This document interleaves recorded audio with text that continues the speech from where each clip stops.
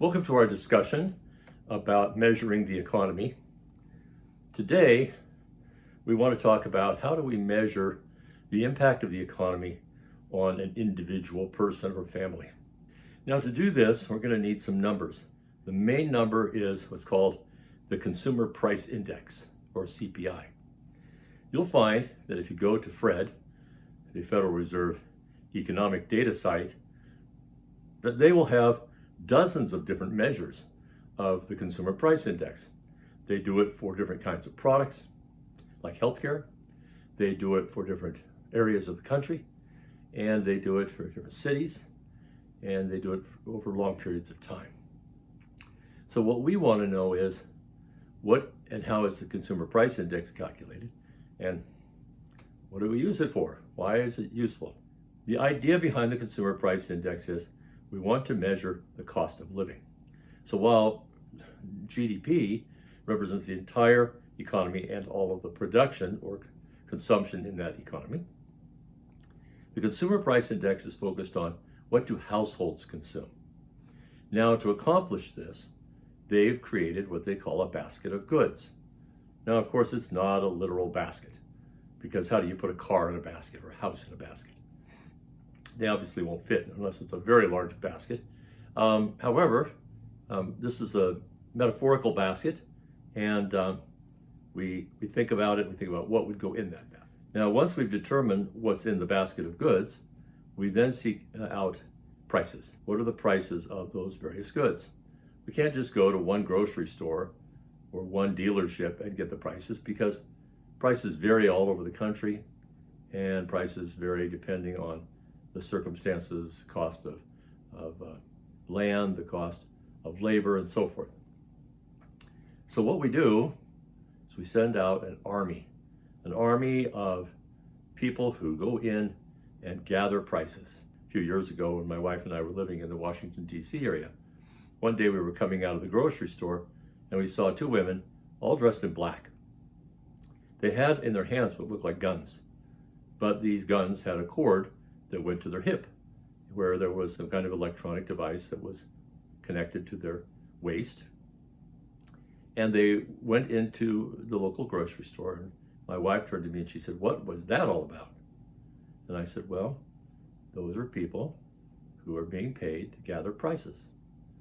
So there are people like that all over the country who go in every week and they gather prices from various places.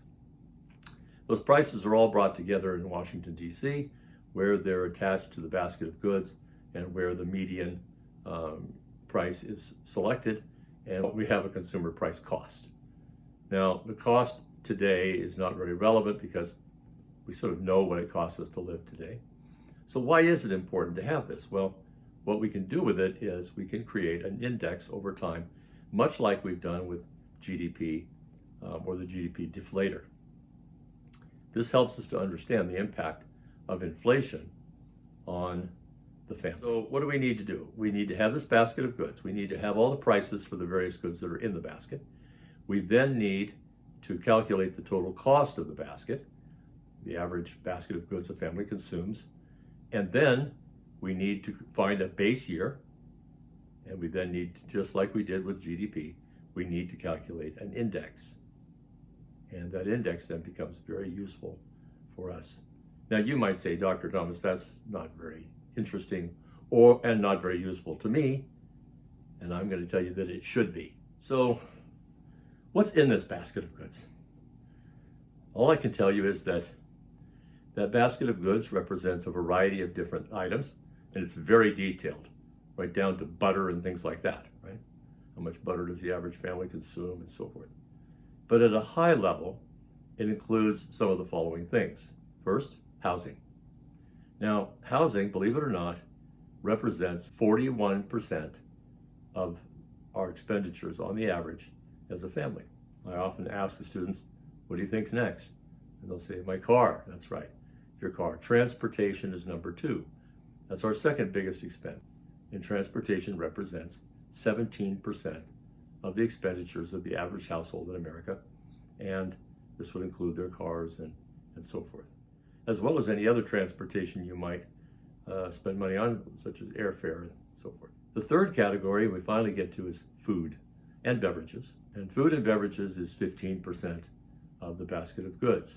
That has greatly changed over the years. You see, 200 years ago, food and beverages was probably 60 or 70% of the expenditures of the household. They typically built their own house. They cut down trees and put together some kind of a very small home. Sometimes a family of 6 or 8 would live in a or 2-room cottage or cabin. Times were tough. And these people would spend every day, 7 days a week, sun up till sundown, just trying to produce food, hunting, gathering, farming, to just have enough to eat and to have protection from the elements. The next category is education, and education represents 7% of our expenditures. It's a large amount. We're a country that believes in educating our populace. And so we have free education available, not free, but free to the families up to the high school, through high school. And much of college now is subsidized as well.